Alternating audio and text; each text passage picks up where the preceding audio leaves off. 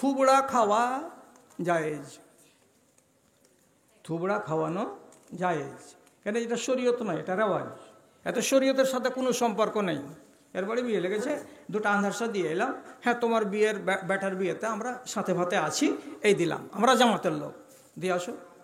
কিন্তু এইখানে এবার দেখেন থুবড়ার নামে কি হয়েছে, দুটো আন্ধারসা, তারপরে আরেক একটু মিষ্টি টিষ্টি, দিনের বেলায় নয় রাতের বেলায়, দুটো বেটি ছেলে, একটা নাবালক বাচ্চা। এখান থেকে ওই টোলা গেল, মা বলছে আমি যাবো না। কি গে? না তুই বয়স কেমন, বুড়া মানুষ, তুই কী করতে যাবি মা? হারা চ্যাংড়া পেলে যাচ্ছি, যে দিয়ে চলে আসছি। তুই চ্যাংড়া, তোর 18 বছর বয়সী আছে, তুই যুবতী নারী, আর তুই যাবি, তোর বিপদ নেই, আর তোর মায়েরই বড় বিপদ হয়ে গেল। আচ্ছা গেল, যাওয়ার পরে কই চাচি গে, কি মহবুল কয়, ওই তো বারান্দায় বসে আছে, কি করছে? থুবড়া খাওয়াবো, থুবড়া খাওয়াবো। কথাটা কত হারামি কথা, আপনি চিন্তা করবেন, রাগ ঝাল করিয়েন না। থুবড়া খাওয়াবো, সামনে বসালো একটা আজনবী মহিলা, এমনি করে লোকমা তুলে ওর মুখে দিছে। তারপরে একটা দুটা গীত টিত গাইছে।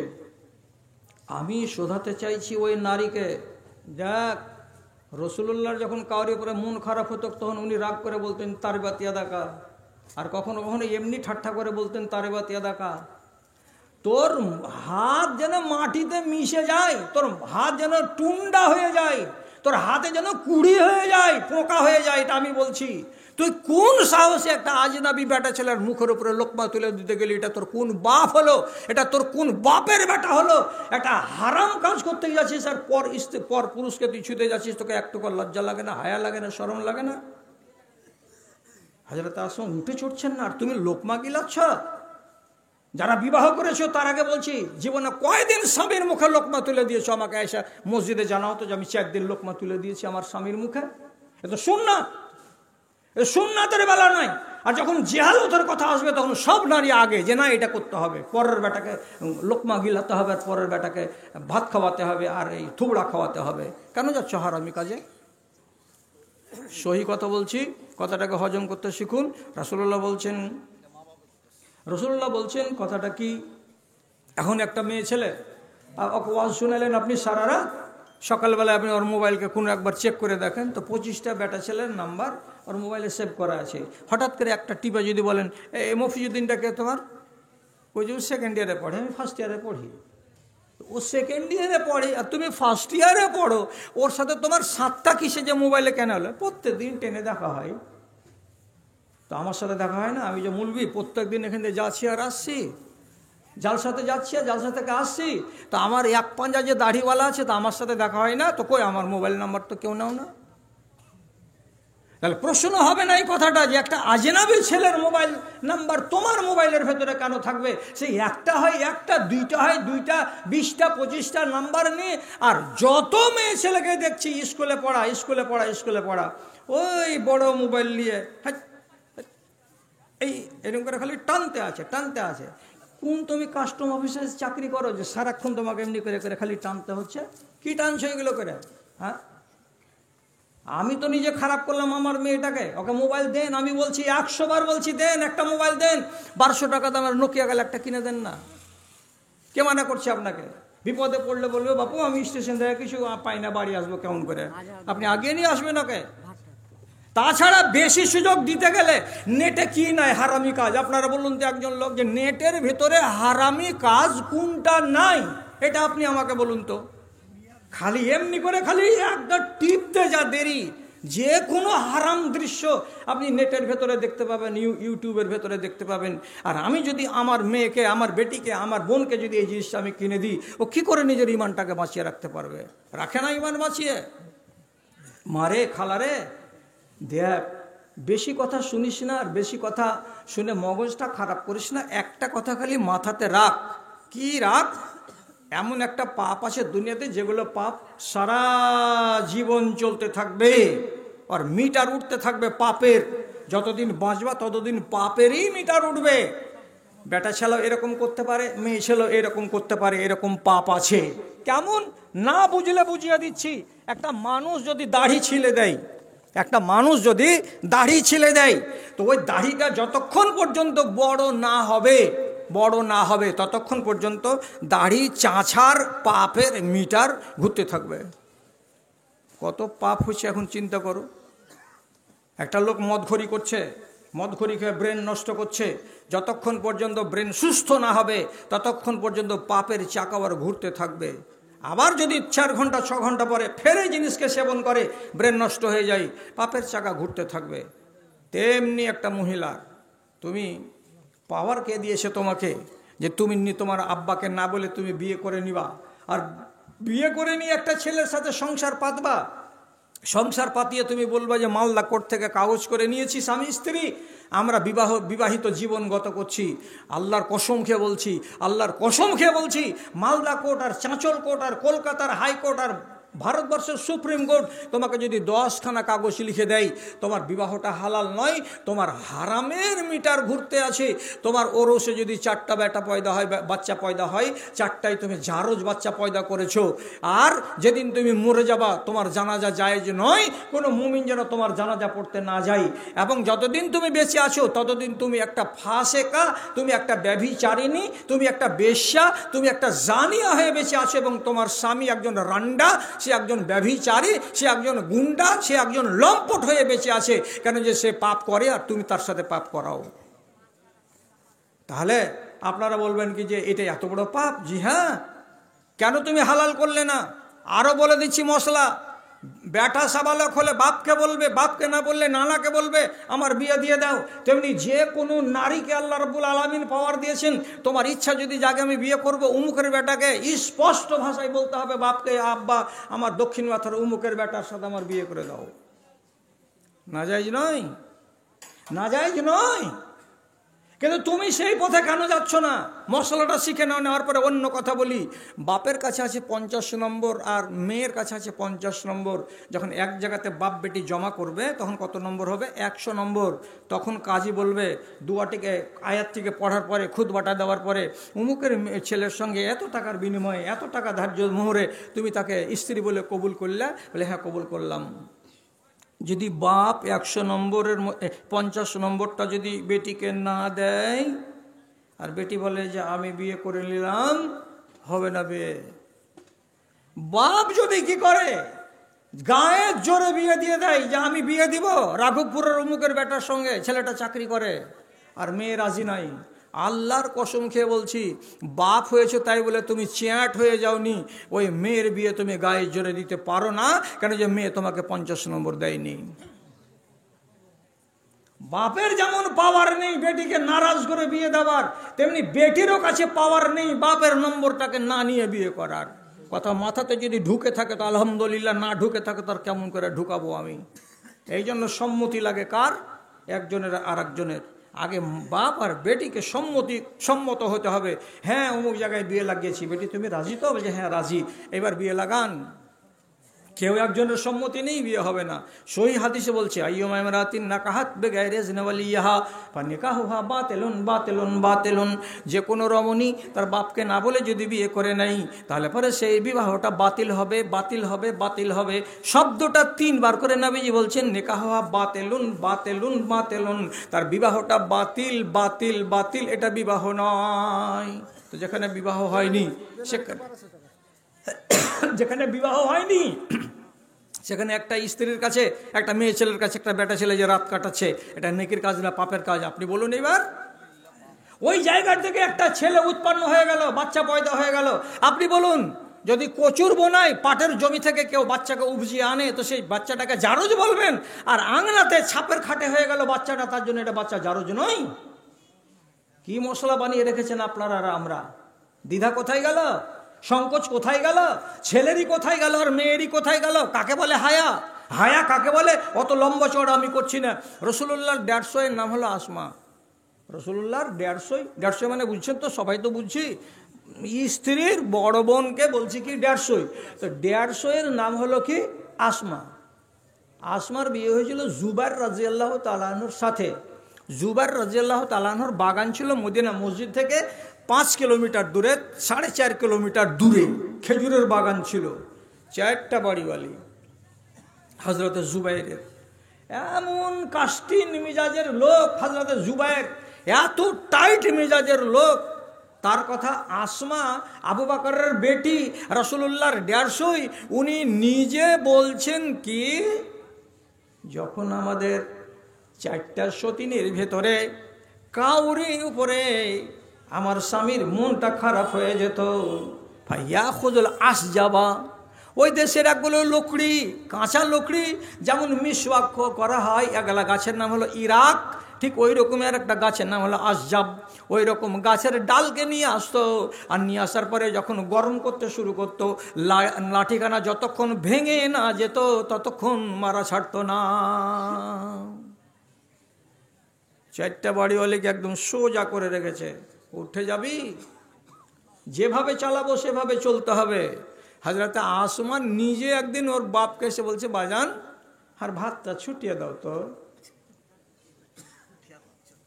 আপনারা কইবেন যে শালা আজোগা লোকটাকে 2 বছর আনিসনি তো ভালোই ছিল বে, কি করতে 3 বছর পরে একে লিয়ে আনলি, অন্য বেলা আনলি না। আমি সহি কথা বলছি, একটা জাল কথা বলিনি। হযরতে আসমা নিজের বাপকে বলছেন, বাজান আর ভাত ছুটিয়ে দেন, আর পারি না থামতে। কেন রে বেটি?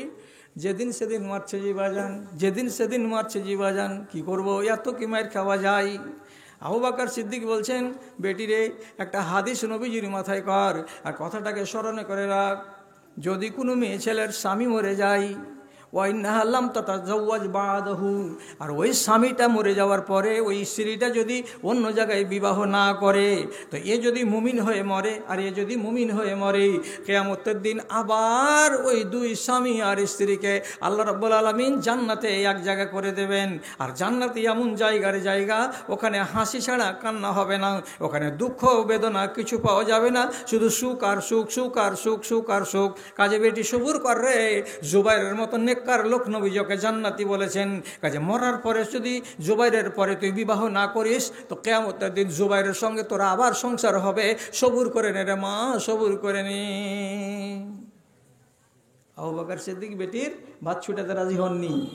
সেই আসমা একদিন চলে গেছেন, ডিউটি পড়েছে তার বাগানি। কি করা, আজকে যতটি খেজুর লাগবে বাড়িতে অতটি খেজুর পেড়ে আনতে হবে, আর শুকনো শুকনো ডালগুলো এতটি কোমরে বেঁধে, তাকে দড়ি দিয়ে বেঁধে মাথায় করে বা ঘাড়ে করে বাড়ি নিয়ে আসতে হবে, এটা হবে জ্বালানি। এই কাজটা করার জন্য হযরতে জুবাইরের স্ত্রী আসমা রাদিয়াল্লাহু তাআলা আনহা 2 কিলোমিটার 3 কিলোমিটার দূর থেকে এতটি খেজুরকে পেড়ে মাথায় নিয়ে আছেন, আর এতটি শুকনো লকড়িকে কোমরে দাবিয়ে নিয়ে চলে আসছেন। আর রাস্তায় এক ত্রিমোহনীতে এসে হঠাৎ করে নাবিজির সঙ্গে দেখা হয়ে গেল। আল্লাহ পাকের নবী তার দেখা মাত্রই চিনে নিলেন, এটা অন্য কেউ নয়, এটা আমার ড্যাড হয়ে আছে। রাসূলুল্লাহ সঙ্গে সঙ্গে নিজের উট থেকে নেমে গেলেন, আর নেমে যাওয়ার পরে উটের লাগামটাকে ধরে আরবি ভাষাতে বলছেন, ইখ ইখ, এই উট বসে যাও, এই ইট বসে যাও, এই উট বসে যাও। যেমনি রাসূলুল্লাহ ইশারা করলেন, লাগামধারী উটটাকে সাথে সাথে উটটা ওইখানে বসে গেল। আর যেমনি বসে যাওয়া, নিজের শালির দিকে তাকিয়ে, 150 দিকে তাকিয়ে বলছে, আসমা এই উটের পিঠে চড়ে যাও, আমার উটে অন্য কোনো সওয়ারি নাই, আমি আছি তোমার ভগ্নিপতি, পিছন দিকটা খালি আছে, একটা উটের উপরে 3-4টা লোক সবার হতে পারে, কাজে অসুবিধা নাই, এখানে বসে যাও, আমি তোমার বাড়ি পর্যন্ত তোমাকে পৌঁছে দেব, তোমার পাগুলো পুড়বে না, তোমার কষ্টটা লাঘব হবে, কমে যাবে, এসো চিন্তা করিও না, চলো উঠে যাও, উঠে যাও। উঠাইতে বলল, উঠে যেতে বলল। আপনার মনটা কি বলছে? এরকম কষ্টের জায়গাতে 47 ডিগ্রি তাপমাত্রার বালু বালু বালু হেঁটে আসছে, কেউ যদি উঠে চড়তে বলে তো কেন চড়বে না?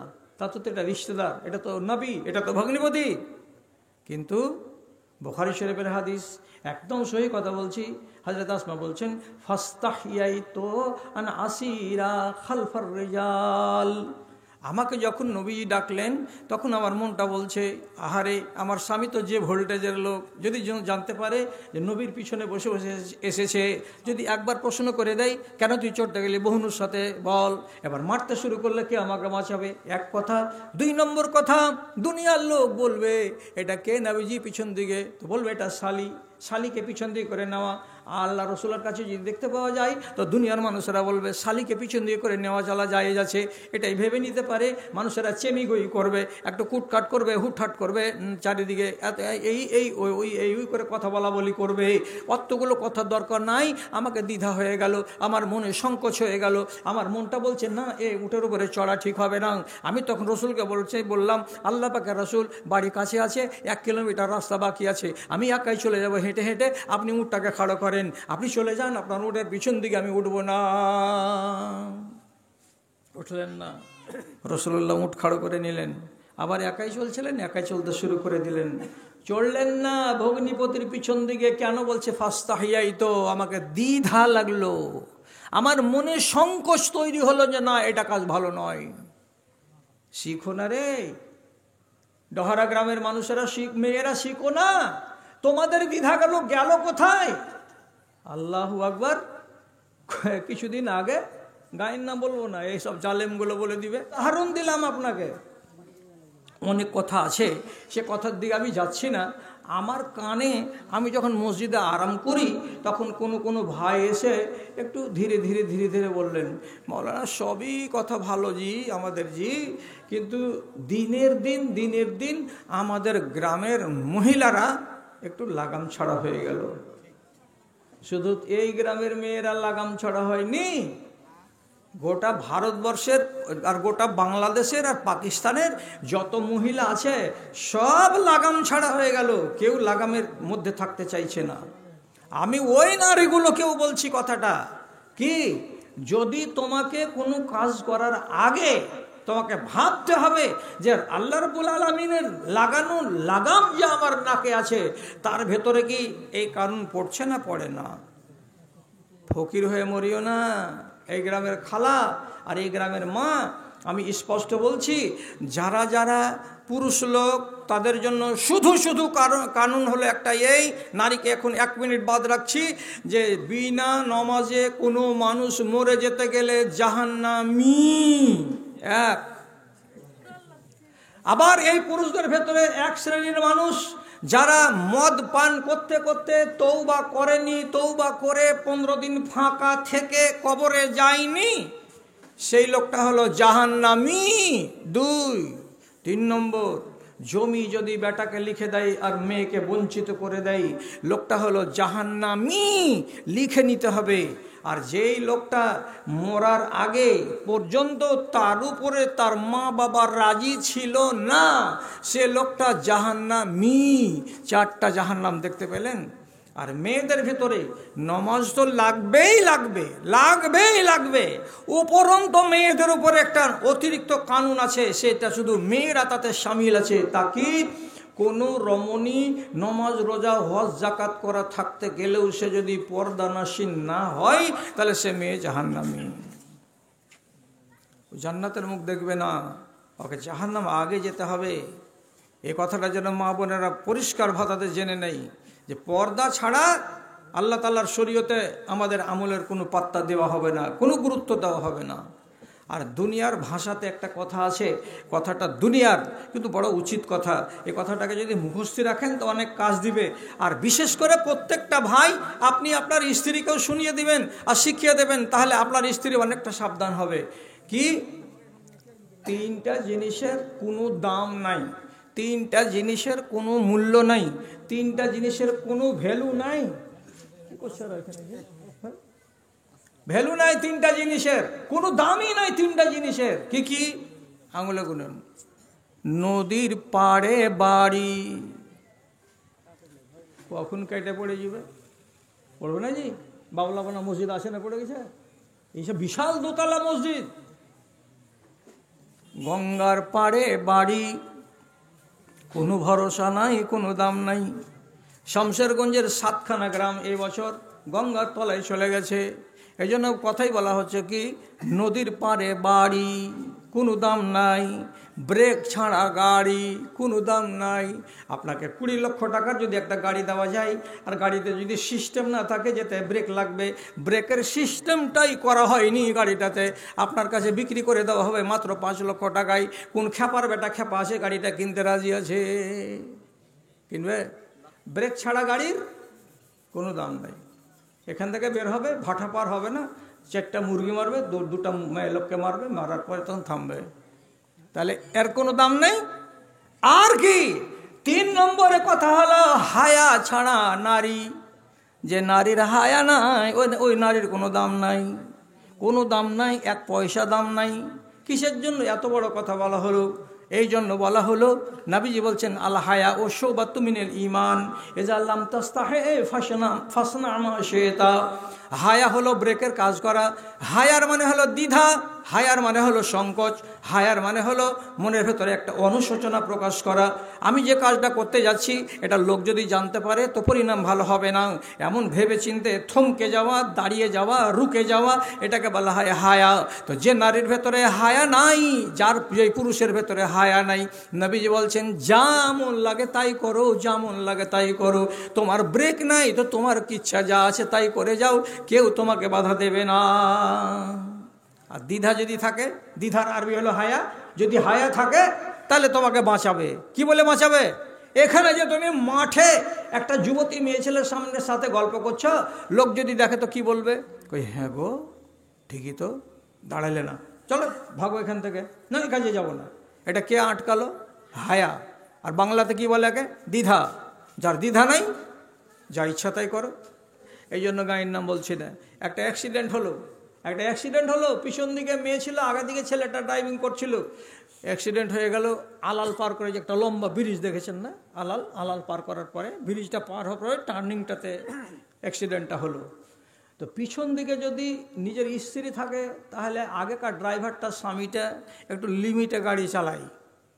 আর যদি পিছন দিকে স্ত্রীকে বাদ দেয় অন্য কোনো দুনিয়ার বেটি ছেলে খালি ভাগ্যে জুটে যায়, তাহলে সেদিনও মনে মনে বলে যে আমি আজ পাইলট, আমি মোটরসাইকেল চালাই না, আমি আজ রকেট চালাচ্ছি, আজ দেখিয়ে দেবো দুনিয়ার লোককে যা আছে। শালা টার্নিংয়ে গাড়িটার পাওয়ার কমাইতে হবে, তো ও রেখে দিয়েছে 60-65-তে। গাড়ি এমন উল্টিল পাল্টিল, আল্লাহ হেফাজত করে, ছাল চোকা উঠে গেল। শেষের বেলায় এখন জিজ্ঞেস করে বলছে হসপিটালে তো দুজনকে নিয়ে যাওয়া যাবে। তো লোকেরা জিজ্ঞেস করছে বাড়ি কোথায়? ঝুঠা কথা বলছে, এই গ্রামের নাম এই না, এটা নয়, আলগা একটা গ্রামের নাম বলছে, ওই অমুক জায়গায় বাড়ি। তো এটা কোনখান থেকে নিয়ে এলাকে? তোমার শ্বশুর বাড়ি কোথায়? বলছে আমার শ্বশুর বাড়ি শামসের দিকে। তো দেখে মনে হচ্ছে লোকেরা বুঝছে যে এটা ওর বাড়িওয়ালি আছে, কিন্তু এই বাড়িওয়ালি নয়, এইটা হলো মানে ঘাটওয়ালি। রাস্তাতে পেয়েছে, কলেজ থেকে আসছিল, কোনো জায়গা থেকে এসেছিলো, সুযোগ পেয়েছে, উঠে গেছে, গাড়ি চলতে চলতে উঠিয়ে দিয়েছে। শেষে দুজনকে ভর্তি করা হয়েছিল গাজল হসপিটালে। এর পরিচয় আলাদা, ওর পরিচয় আলাদা। 15 থেকে 20 মিনিট পরে যে খবর দিবে বাপের বাড়িতে, একজন আরেকজনকে তো ফোন নম্বর দেয় না। শেষে থাপ্পড় দেখিয়ে ছেলেটার কাছ থেকে ফোন নম্বর আদায় করা হলো। আদায় করার পরে বলা হলো যে তোমার ছেলে অ্যাক্সিডেন্ট করেছে, তোমার বৌমা তাও অ্যাক্সিডেন্ট করেছে। ফোন থেকে দিতে বলছে যে বৌমা মানে কি? ওর পিছন দিকে ছিল, বৌমা অ্যাক্সিডেন্ট করেছে, দুজনই অ্যাক্সিডেন্ট করেছে। হ্যাঁ কোন কথা বলছো? বৌমাকে দাও তো ফোনটা, তোমার শ্বশুরের সাথে কথা বলো। শ্বশুরের সাথে কথা বলো, শ্বশুরের সাথে কথা বলবে? লাজে পুড়ছে কতটি লোক যারা ফোন শুনেছে যে ছেলে অ্যাক্সিডেন্ট করেছে সে, আর যে ছেলে ফোন দিয়েছে সে, আর যাকে বলা হচ্ছে বৌমা সে। লজ্জা লুকাবার জায়গা নেই। এরা দুজন কেউ নয়, মাঠে আর ঘাটের পরিচয় পরিচিতি, উঠে গেল গাড়িতে, অ্যাক্সিডেন্ট করে এই বেইজ্জতি। হায়া লাগলো না? আচ্ছা এইখানে আপনি হায়া কেন দেখতে যাবেন? আপনাকে সঠিক জায়গাতে হায়া দেখতে বলছি, তা কি?